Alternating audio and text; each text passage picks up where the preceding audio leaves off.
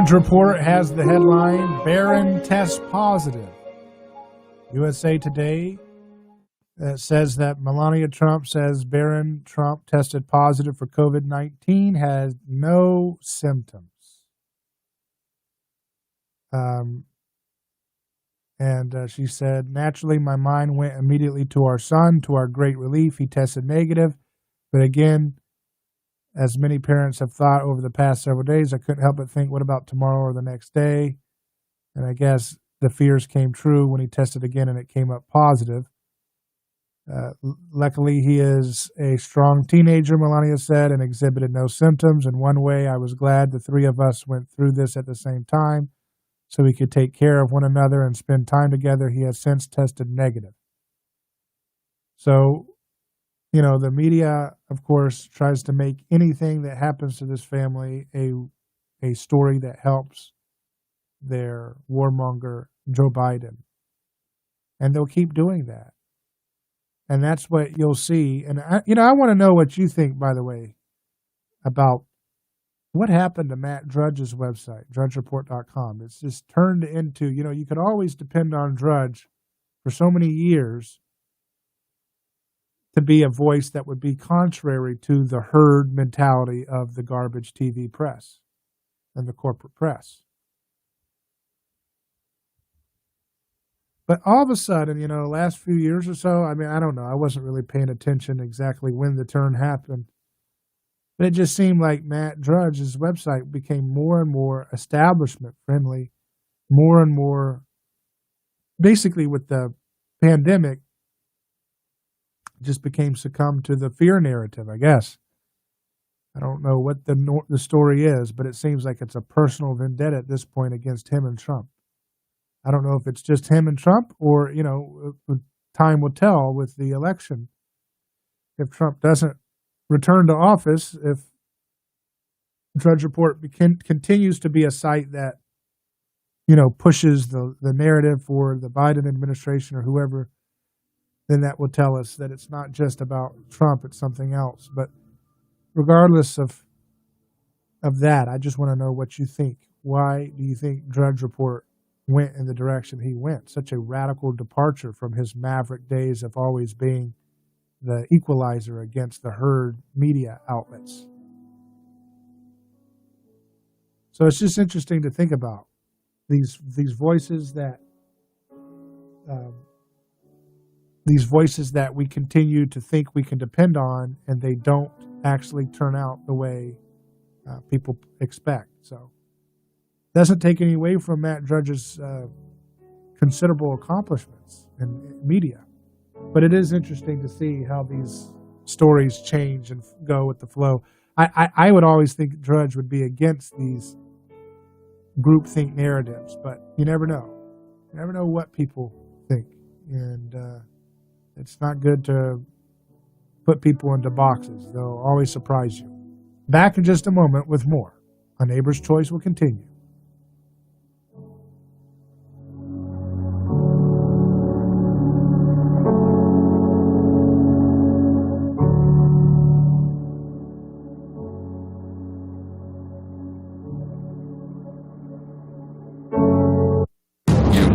Time of year it is. Hurricane conditions in the next 36 hours. You know what hurricanes can do. Devastating damage expected. Well, we want you to know, no matter how bad things get, power outages. This is life-threatening. You can stay up to date with the latest information here. Your home for news, talk, and information. And remember, we'll keep an eye on the tropics. You keep an ear on us. Got batteries in the flashlight. The all-new News Talk 1040 WHBO. Here we go, radio. Supreme Court nominee Amy Coney Barrett facing another day of pointed questions from members of the Senate Judiciary Committee. New Jersey Democrat Cory Booker asking her to elaborate on the research she's done when it comes to sentencing guidelines. What I have learned about it has mostly been in conversations with people and, at Notre Dame, as at many other universities, it's a topic of conversation in classrooms. ABC's Inez de la Cuetera says the questions have not been limited to Barrett's judicial philosophy. Judge Amy Coney Barrett calling the confirmation process excruciating. People are going to say horrible things, that your entire life will be combed over, that you'll be mocked, that your children will be attacked. Barrett faced 2 marathon days of questioning from the Senate Judiciary Committee, including 11 hours on Tuesday. Inez de la Cuetara, ABC News, Washington.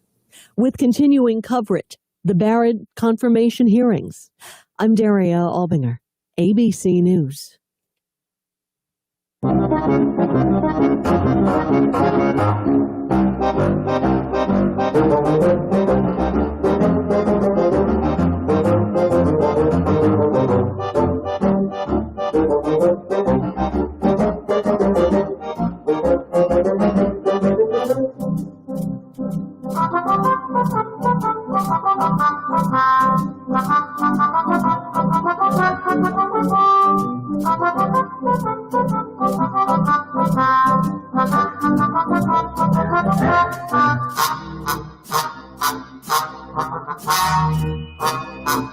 A Neighbor's Choice is back. I'm your host, David Gronowski, and it's now time for one of our favorite segments with a friend of the show who's been there with us right from the near beginning, I believe. We have Amy Povah with the Can Do Clemency Foundation. How you doing, Amy? Fine. Thank you, David. Well, it's great to have you on the program, and I know that you're always working very hard on the front lines of criminal justice and making sure, as your organization, CanDoClemency.com, is all about clemency for all nonviolent drug offenders. And you've been working very hand in hand with the White House, but you've also been working with the pandemic, trying to get people compassionate release, home confinement. And unfortunately, there's a lot of heartbreaking stories of folks left behind in the midst of this pandemic with no ability to socially distance or have proper sanitation in the depths of prison. Right, Amy?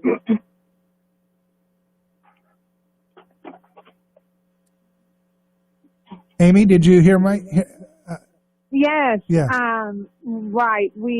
I'm having a hard time hearing you. Oh, okay. But we have Maureen Grisset, who's coming on. She's the director of the Can Do Guardian Angel program, because we'd also like to touch on the fact that while Can Do stands for Clemency for All Nonviolent Drug Offenders, we also take cases that on its face, sometimes there's that particular case where somebody is held responsible for the actions of another, or it falls under the category of violent cases, even if nobody was injured by the hand of the person who's serving time. And in the event that there was a particular situation, the parole board used to look at everybody who was incarcerated, and over the course of the time that they're serving, they would look to see, who is this person today? How have they served their time? What rehabilitation courses have they completed? Have they done extraordinary things while incarcerated? Because we know two very well-known, amazing people, Sean Hopwood, who was a bank robber, and he's now a law professor at Georgetown who has devoted his entire life to helping others. And another gentleman who just recently came out from compassionate release, Adam Clausen.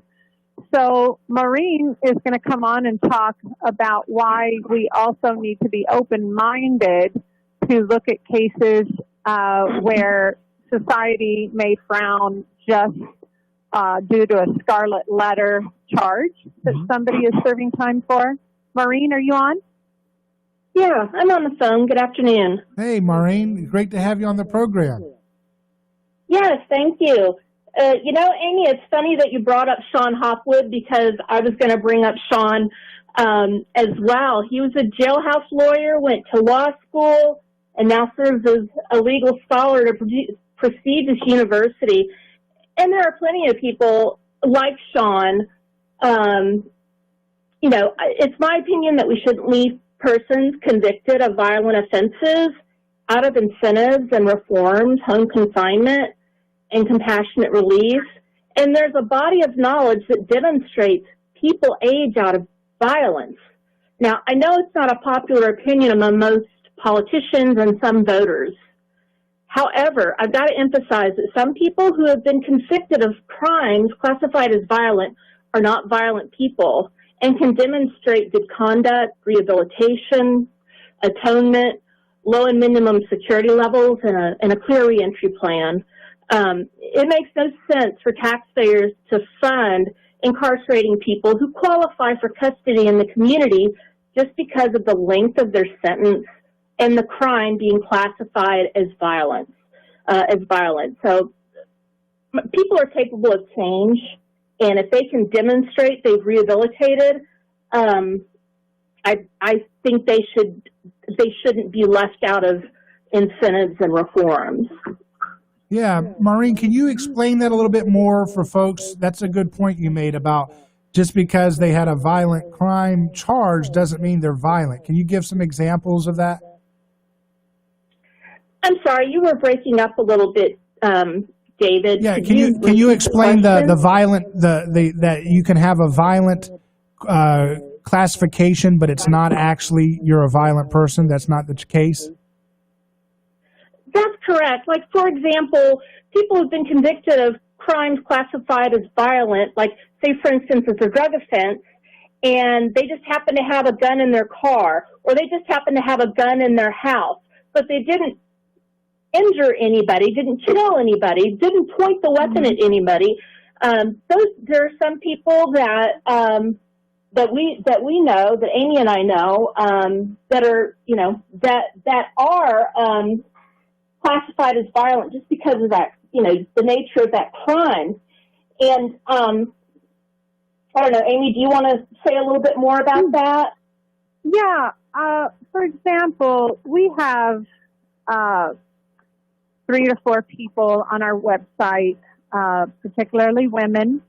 Rita Peak is one of them who was convicted of carjacking, but the most important word of her charge is conspiracy to commit carjacking. And as your listeners may or may not know, conspiracy means that you associated with people. You could be in a car and have no idea what's going to go down.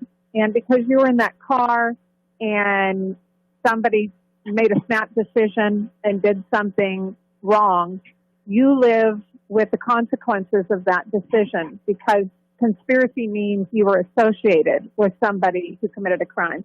Michelle West is serving double life plus 25 years because a man committed murder, and then when they determined that this particular man committed murder, they gave him a plea bargain if he would simply testify against others.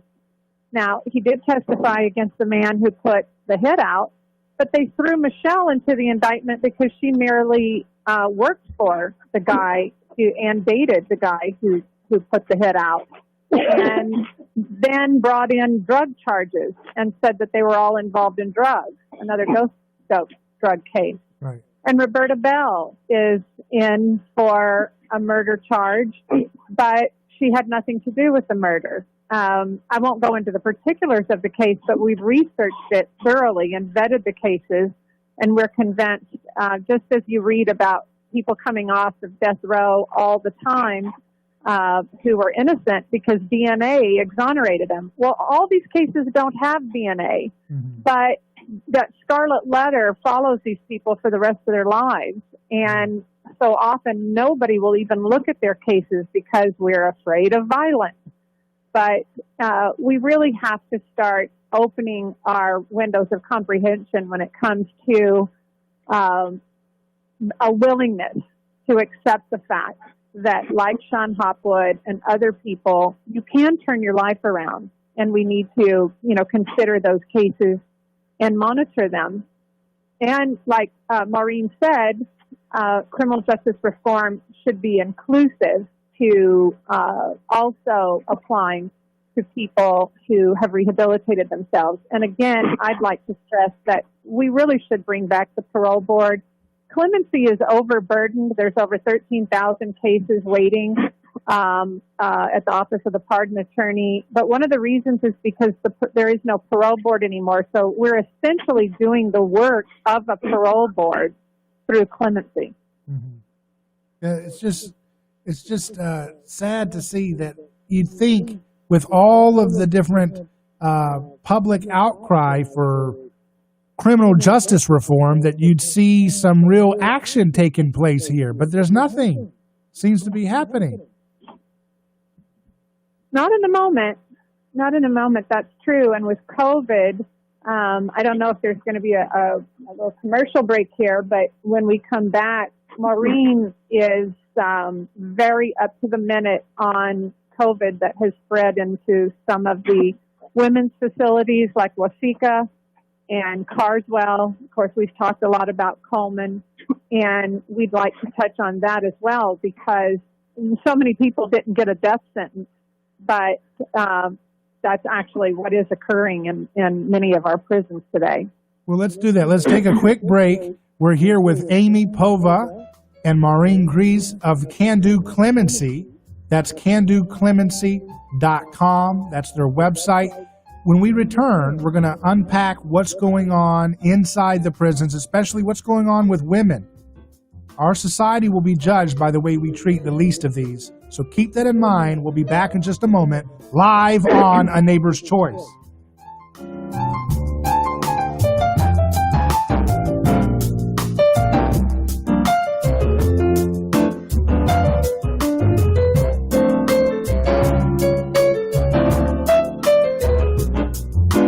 David Gronowski here. Let me tell you about a man named Gabriel. Every day, Gabriel puts on his boots and drives across America to make sure our store shelves stay stocked with the food people count on. See, Gabriel served our country overseas. He knows that America stands for freedom, quality, and caring for others the way we would like to be treated. That's why when Gabriel saw food shelves getting low during the pandemic, he hit the road as a driver with Oakley Transport. In the land of the free, where no one should go hungry, we need heroes like Gabriel to help keep America fed. CDLA driving professionals. Join Oakley Transport today. Keep America fed. Visit oakleytransport.com or call them today at 1-877-8-TANKER. That's 1-877-8-TANKER. A lawsuit is not something that anyone looks forward to. It's a stressful process. There are attorneys in Tampa Bay that keep clients well informed, creating less stress. That law firm is Catania. Personal injury law is defended with full disclosure. There is no guessing game. If it's an auto accident, medical malpractice, nursing home negligence, unsafe working conditions, or motorcycle accidents, the law firm of Catania will handle the process worry-free from start to finish. Many victims don't realize they have a claim for the loss until they talk to Catania. They only represent private individuals and treat every case as if it's going to trial. Putting families first is more than just a slogan. It's their way of practicing law. It's a commitment to you. Remember, they don't get paid if you don't get paid. So go to Catania.com. Over 28 years in practice. Catania, personal injury, auto, and motorcycle accident attorneys. Catania, putting families first. Office Tampa. Not attorney spokeswoman. Brandon Ford ended last year as the largest volume Ford dealer in America. And with just 3 short months left of 2020, Brandon Ford's in a neck-and-neck battle with a dealer just outside the Ford headquarters in Detroit. And Brandon Ford has a lot on the line. Becoming the world's largest volume Ford dealer is hard, but staying the number one Ford dealer is even harder. So during the battle to be number one, they're making every deal, and the prices are crazy. Like 2020 F-150 STX demo specials for just $31,900. Everything's on sale. No exceptions, no exclusions all month long. Brandon Ford's entire inventory, 2,000 vehicles, has been slashed to sell vehicles at an incredible pace. Increase our lead and keep the heat on during the battle for number one. So come in today. The deals are going to be stupid. Brandon Ford, the largest volume Ford dealer in America. Highway 60 and 301 in Tampa, or at BrandonFord.com. If you want to pay less, help Brandon Ford win the battle for number one.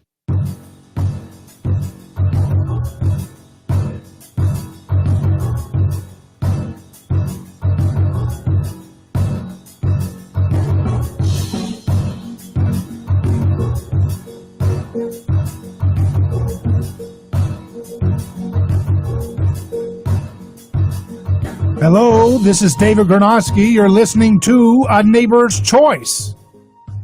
And we're across FM and AM stations across Florida and worldwide on our podcast and internet streams, video stream. And we're doing our clemency segment that we do with Amy Povah, president of the Can Do Clemency Foundation. And we're here joined by her Guardian Angels program director, Maureen Grease. I'd like to hand it back over to Amy and let you guys kind of just share with folks what's going on inside the prisons during the pandemic. Well, I'll let Maureen Grisset, her last name's Grisset, French, she, explain because she has a personal connection with somebody in one of the facilities that's on fire with COVID. So, Maureen, why don't you share with us what's going on? Sure. I want to start with saying I've practiced as a registered nurse in a variety of settings for 31 years, and I'm a board-certified case manager. I've been working as a case manager since 2007. So as I talk about what's going on within the prisons regarding the COVID-19 pandemic, I'm looking at it and analyzing the data from a scientific perspective and a public health perspective. So the current hotspot, the most recent hotspot for women in prison is SCI Waseca, Minnesota. It currently has a population of 585 women. Over 78% of the women incarcerated there have been infected with COVID-19. There's women who have made several trips to the emergency room because of shortness in breath and turning blue. One woman, she was an elderly woman, she got sick very fast, passed out, was transported to the hospital, was in a coma, was intubated, and thank God she eventually got better. But she was returned back to general population. And these women are on top of each other. There's 4 bunks in a little pod. And for a while, they were able to socially distance early on in the pandemic. But since the virus has spread like wildfire within this institution, they're on top of each other. Within one unit I'm very familiar with, even young women have been diagnosed with COVID, have gone through, the symptoms and the recovery course, and now these young women are having, organ issues that are associated with COVID-19. Like, why would a 27-year-old woman who was healthy before contracting COVID-19, why would she have high blood pressure and be on antihypertensive medicines? Well, we know that COVID inflames the lining of blood vessels, so that constricts the blood vessels and causes hypertension. That's just one example. There's a woman that Amy and I advocate for at Waseca. She's 64 years old with renal failure. She's just below the point of where she would need dialysis. She really needs a kidney transplant. And this is a woman, again, convicted of a crime classified as violent, who can demonstrate rehabilitation. She's got a clear reentry plan. She's applied for compassionate release within the court system, and she is still waiting on a decision from the Eastern District of Missouri.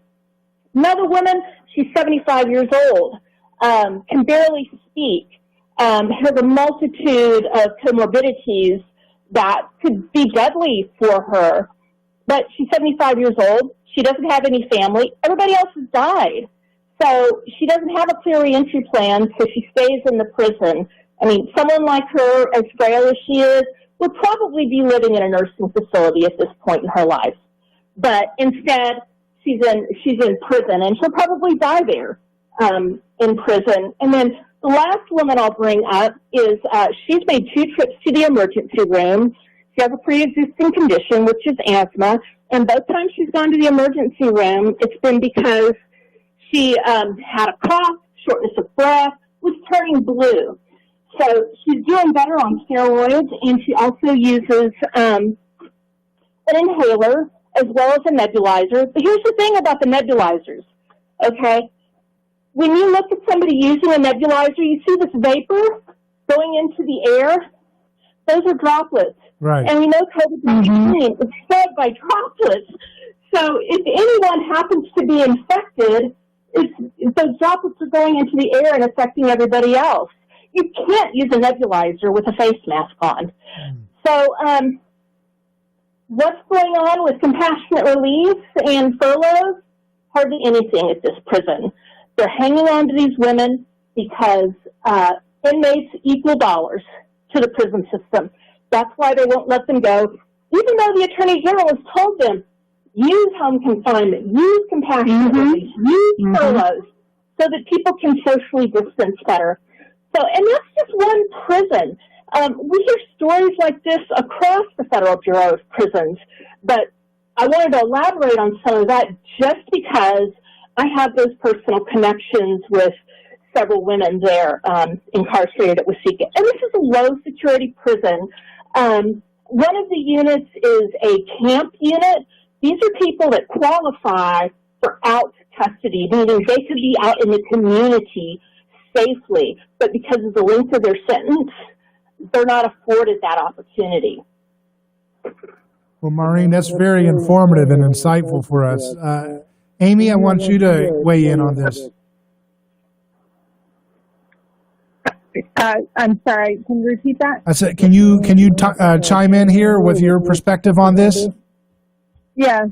I want your listeners to understand that home confinement was ordered by the Attorney General, William Barr, who is the boss. I mean, he's the highest level over DOJ, and the Bureau of Prisons falls under the jurisdiction of the Department of Justice.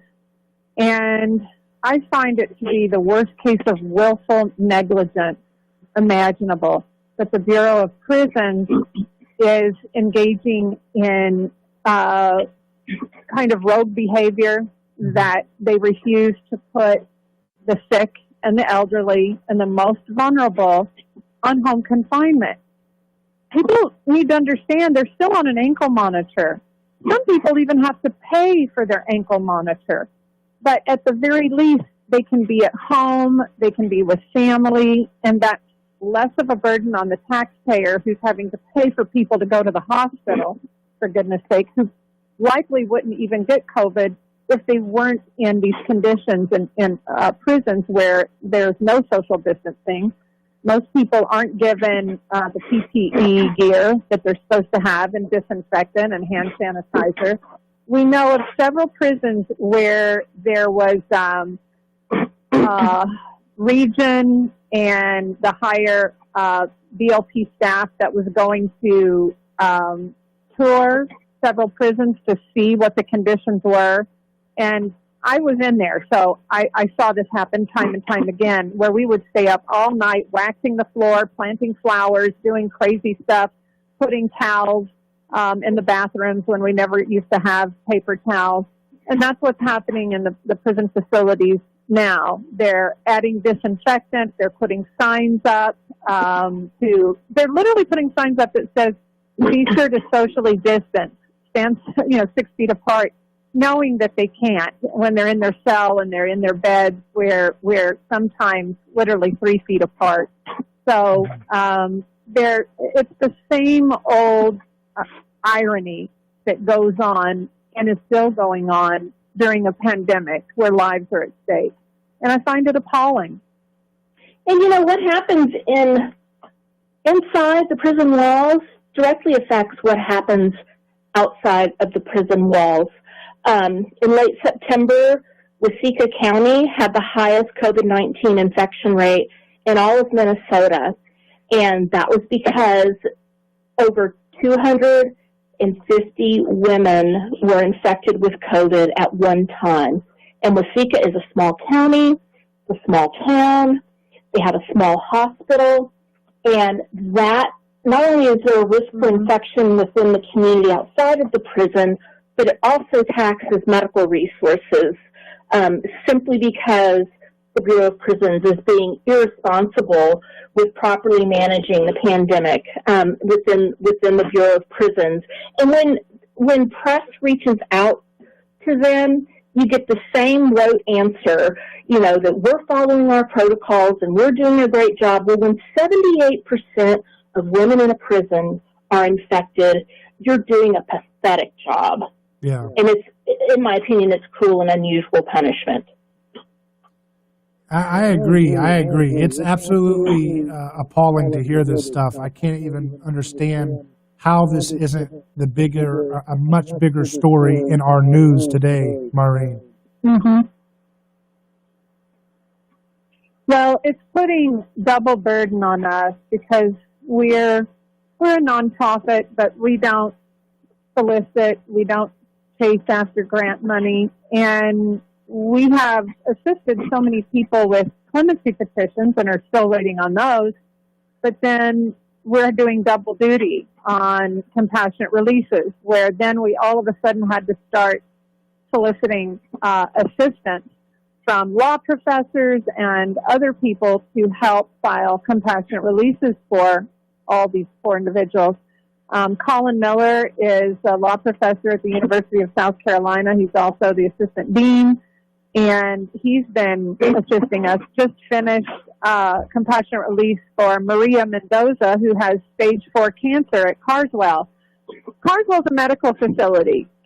Can someone please explain to me why a medical facility didn't follow the bar memorandum?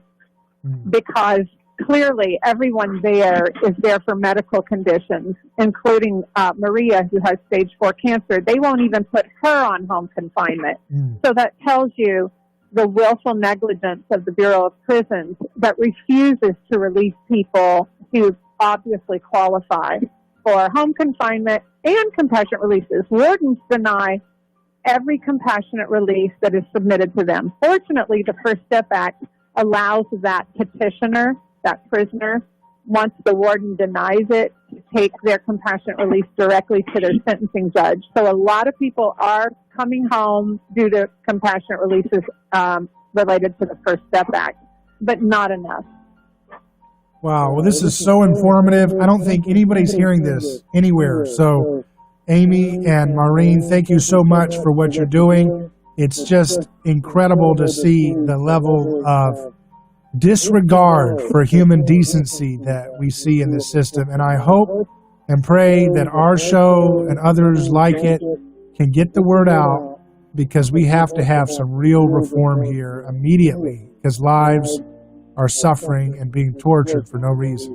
So thank you again for joining us. Thank you for having us on, David. Thank you, David. And thank you, Maureen. It's great to meet you as well. And Amy, always a pleasure to hear from the guests that you bring to us. Every time we have you on, it's something very new and informative. And I want you all listening right now on radio to check out CanDoClemency.com. That's CanDoClemency.com. So important. Check them out. I'm David Gronowski. This is it for A Neighbor's Choice tonight. Godspeed.